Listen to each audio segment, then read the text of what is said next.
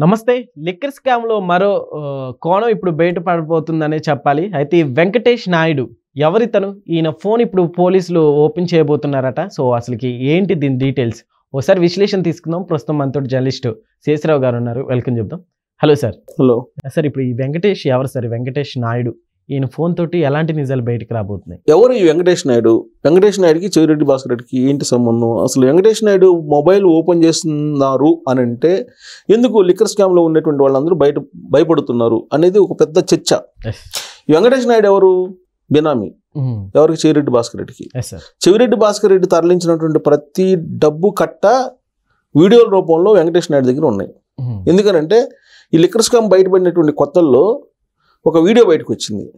డబ్బు కట్ట లెక్క పెట్టి దాంట్లో సెల్ఫీ దిగి ఆ వీడియోని పంపిస్తున్నటువంటిది ఒక వీడియో బయటకు వచ్చింది. ఆ వీడియో బయటకు వచ్చిన తర్వాత ఈ వెంకటేష్ నాయుడు భార్య కోర్టులో పిటిషన్ వేసింది. మా ఆయన మొబైల్ ఓపెన్ చేస్తున్నారు, వీడియోలు లీక్ చేస్తున్నారు అని చెప్పి. సో కోర్టు ఆ వీడియో లీక్ చేయొద్దని చెప్పేసి చెప్పింది అప్పట్లో. చెప్పినటువంటి క్రమంలో ఆ వీడియోలు తర్వాత నెక్స్ట్ ఆ మొబైల్లో ఏముందనేది బయటకు రాల. కానీ ఇప్పుడు కోర్టు అనుమతించింది ఆ మొబైల్ని ఓపెన్ చేయండి అని. ఓపెన్ చేసి చూడండి, విచారణకి ఆదేశించింది, విచారణ చేయండి మీరు అని చెప్పి. సో దాంతో ఇప్పుడు వెంకటేష్ నాయుడు మొబైల్ని ఓపెన్ చేయడానికి గ్రీన్ సిగ్నల్ వచ్చింది కాబట్టి పోలీసులకి, సిటీ పోలీసులకి, వాళ్ళు ఓపెన్ చేస్తున్నారు.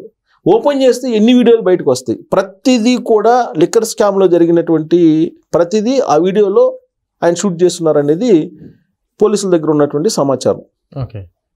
ఇప్పుడు ఆ వీడియో మొత్తం ఆ మొబైల్లో ఉన్న డేటాను మొత్తం తీస్తే బయటికి అసలు చెవిరెడ్డి భాస్కర్ రెడ్డి కానీ లేదంటే ఇతర నిందితులకు సంబంధించిన సమాచారం కానీ అంతా కూడా దాంట్లో నిక్షిప్తం అయి ఉంటుంది అనేది పోలీసులు అనుమానిస్తున్నారు. అయితే వెంకటేష్ నాయుడు ఆల్రెడీ డేటాని డిలీట్ చేసి ఉంటాడు, డిలీట్ చేసే ఇచ్చాడు అని చెప్పి ఇంకొక అనుమానం కూడా ఉంది. దాన్ని రిట్రీవ్ చేసి మళ్ళా మొత్తం సమాచారాన్ని వెనక్కి తీసుకునేటువంటి సాంకేతిక పరిజ్ఞానం ఇప్పుడు ఉంది. సో రిట్రీవ్ చేసి మళ్ళీ సాంకేతిక పరిజ్ఞానం ఉపయోగించి తీసుకునేటువంటి ఛాన్సెస్ కూడా ఉన్నాయి. కాబట్టి ఆ మొబైల్లో డేటా ఏమేమి ఉంది అనేది ఖచ్చితంగా బయటకు రావడానికి ఛాన్సెస్ ఉన్నాయి అని చెప్పి కొంతమంది నిపుణులు చెప్తున్నటువంటి మాట. అయితే అది బయటకు వస్తే ఇప్పుడు చెవిరెడ్డి భాస్కర్ రెడ్డి దాదాపు 8 కోట్లు దాదాపుగా ఈయన ఎన్నికలకి తరలించారు. హైదరాబాద్ నుంచి అమరావతి నుంచి ఒంగోలు నుంచి తిరుపతి తరలించాడు అనేది ఆయన మీద ఉన్నటువంటి అభియోగం. ఆయన ఏమంటున్నాడు? అసలు నాకు తెలియదు, నేను లిక్కర్ తాగనోడిని నేను లిక్కర్ స్కామ్ కిందకు పాల్పడతానని చెప్పి ఆయన కోర్టులకి జైలు నుంచి తీసుకుని వస్తున్నటువంటి క్రమంలో ఆయన పెద్దగా అరిసి కేకలేసి గందరగోళం చేశారు. అప్పుడు ఆయన ఎప్పుడు కోర్టుకు వచ్చినా కానీ ఏదో ఒకటి అరవడం, మీడియా కనపడంగానే పెద్దగా నినాదాలు చేయడం, ఏదో ఒకటి చేస్తూ ఉంటాడు. సో ఇప్పుడు వెంకటేష్ నాయుడు మొబైల్లో మొత్తం ఆయనకి సంబంధించిన సమాచారం మొత్తం ఉంది. ఎందుకనంటే లిక్కర్ స్కామ్కి సంబంధించిన డబ్బు హైదరాబాద్ డంపుల్లో దాచిపెట్టారు, ఫామ్ హౌస్లో దాచిపెట్టారు అనేది పోలీసులు అనుమానిస్తున్నారు. అలాగే పోలీసులు కొన్ని వీడియోలు కూడా బయటకు తీసుకొచ్చారు కదా, దాంట్లో కట్ల డబ్బులు 500 రూపాయల కట్లు, అలాగే 2000 రూపాయల కట్లు అన్నీ ఉన్నాయి. సో దాని మీద కూడా వివాదం వచ్చింది. అసలు 2000 రూపాయల నోట్లు ఎప్పుడు బ్యాన్ చేశారు కదా, ఇప్పుడు ఎందుకు ఉన్నాయి? ఇలా కూడా కామెంట్లు చేశారు అప్పుడు. కాకపోతే అప్పుడు ఫామ్ హౌస్లో డంప్ పట్టుకున్నప్పుడు ఆ వీడియో ఒకటి వచ్చింది.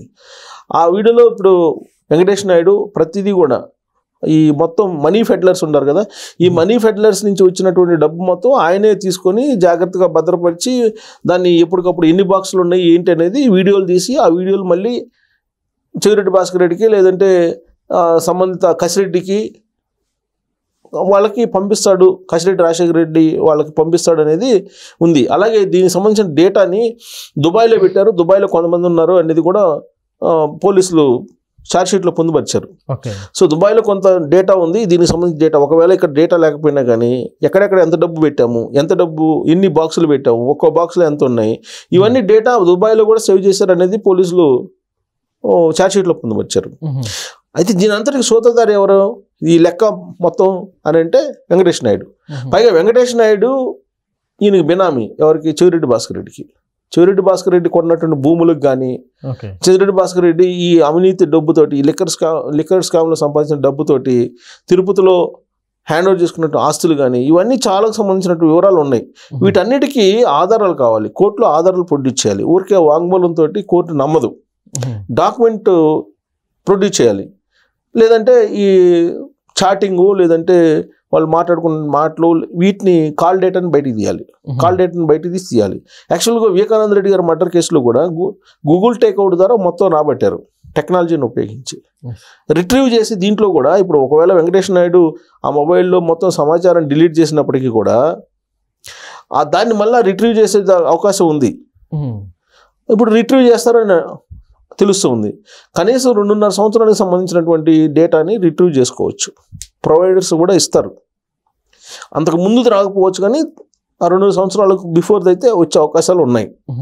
అది బయటకు వస్తే హైదరాబాద్ నుంచి తాడేపల్లికి ఎంత డబ్బు తరలించారు, ఎప్పుడెప్పుడు తరలించారు, ఎంత తరలించారు, తాడేపల్లి నుంచి తాడేపల్లి అపార్ట్మెంట్ ఒకటి ఉంది, అపార్ట్మెంట్లో పెట్టేవాళ్ళు, ఆ అపార్ట్మెంట్ నుంచి ఎంత ఒంగోలుకి తీసుకెళ్లారు, ఎవరెవరికి ఆ బాక్సులు అందజేశారు, ఇవన్నీ కూడా మొబైల్ డేటాలో ఉన్నాయి. ఇక అక్కడి నుంచి ఒంగోలు నుంచి మళ్ళీ తిరుపతికి ఎంత చేరవేశారు, ఈ ఈ ఈ మొత్తం పాయింట్ మొత్తం మొబైల్లో షూట్ చేసి ఆ మొబైల్ షూట్ చేసినటువంటి వీడియోల్ని ఎప్పటికప్పుడు చెవిరెడ్డికి పంపించేవాడు ఇతను వెంకటేష్ నాయుడు అనేది పోలీసులు దగ్గర ఉన్నటువంటి సమాచారం.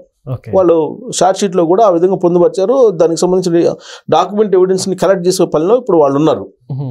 ఇప్పుడు మోహిత్ రెడ్డి ఉన్నాడు, మోహిత్ రెడ్డి వాళ్ళ కుమారుడు ఎవరు, చెవిరెడ్డి భాస్కర్ రెడ్డి కుమారుడు చెవిరెడ్డి మోహిత్ రెడ్డి. ఆయన తొడాకు సంబంధించినటువంటి కారులో ఆయన ఈ డబ్బులు తరలించారు అనేది. ఎందుకంటే తొడాకు సంబంధించినటువంటి కారుకి సంబంధించిన లాక్ బుక్ ఉంటుంది. ఆ లాక్ బుక్లోనేమో ఆ కారు తిరుపతిలో ఉందని చెప్పి వచ్చింది. కానీ తీరా చూస్తే ఇక్కడ మనకి ఇక్కడ తాడేపల్లి దగ్గర ఉండేటువంటి టోల్ ప్లాజా దగ్గర ఆ కారు ఉన్నట్టు అక్కడ రికార్డ్స్ ఉన్నాయి. ఆ టోల్ ప్లాజా దగ్గర దగ్గరికి వెళ్ళేటప్పుడు వచ్చేటప్పుడు రికార్డ్ అవుతాయి కదా. సో ఆ కారుకు సంబంధించిన రికార్డు ఉంది. ఇప్పుడు ఆ రికార్డు ప్రకారం అయితే మీకు లాక్ బుక్లో ఏముండాలి, అక్కడే ఉండాలి, తాడేపల్లిలో ఉన్నట్టు, తాడేపల్లి సమీపంలో ఉన్నట్టు టోల్ గేట్ దగ్గర ఈ కారు ఉన్నట్టు ఉండాలి. కానీ ఆ సమయంలో తిరుపతిలో ఉన్నట్టు లాక్ బుక్లో రాశారు. అంటే అక్కడ మిస్లీడ్ జరిగింది. అది కూడా రాబట్టారు పోలీసులు మోహిత్ రెడ్డికి సంబంధించి. మోహిత్ రెడ్డిని ఇంకా అరెస్ట్ చేయాల, మోహిత్ రెడ్డిని అరెస్ట్ చేస్తారంటున్నారు కానీ ఇంకా చేయలా. ఆయన ముందస్తు బెయిల్ తీసుకొచ్చుకున్నారు, ఆయనేమో బెయిల్ మీద ఉన్నారు. కానీ ఆయన్ని కూడా అరెస్ట్ చేయాలని చెప్పి లిక్కర్ ఇన్వెస్టిగేషన్ చేస్తున్నట్టు సిటీ పోలీసులు ప్రయత్నం చేస్తున్నారు, కానీ ఇంతవరకు అరెస్ట్కి వెళ్ళలేదు.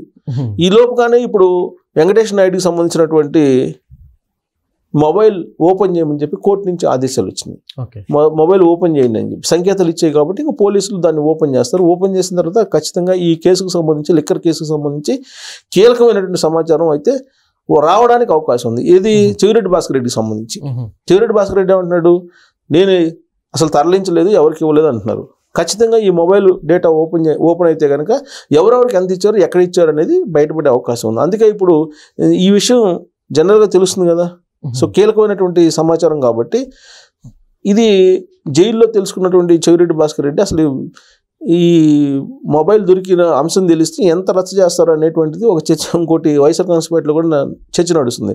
తమాషా ఏంటంటే జగన్మోహన్ రెడ్డి గారు చెవిరెడ్డి భాస్కర్ రెడ్డి గారిని పరామర్శించడానికి ములాఖాత్ కావడానికి వెళ్ళాలా, మిథున్ రెడ్డి గారి దగ్గరికి వెళ్ళాలా, మరి వీళ్ళిద్దరి దగ్గరికి ఎందుకు వెళ్ళలేదు అనేది ఒక రాజకీయపరమైన చర్చ. ఇంకోటేమో ఇప్పుడు మొబైల్ బయటపడింది కాబట్టి ఈ మొబైల్ డేటాలో ఉండేటువంటి సమాచారం ఖచ్చితంగా ఒక కీలకమైనటువంటి దర్యాప్తుకి అంశంగా మారబోతుంది. Okay sir, thank you.